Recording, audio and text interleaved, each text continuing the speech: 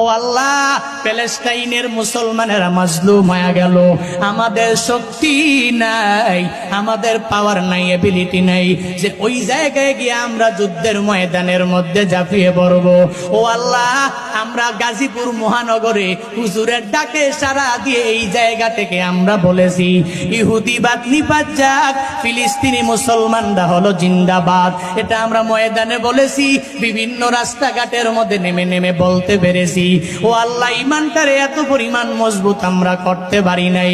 ওই সময় বান্দা আল্লাহর কাছে এই জবাব দিতে পারবা, বাংলাদেশ না সারা বিশ্বের যেই মুসলমানেরা প্যালেস্টাইনের পক্ষে এখনো দাঁড়ায় নাই, কাল হাসরের ময়দানে এরা কি জবাব দিবে দেখছুনি। বিভিন্ন আরব আমিরাতের লোকেরাও এরা এখনো পর্যন্ত এক হয়ে প্যালেস্টাইনের জন্য কিছু করতে পারে নাই।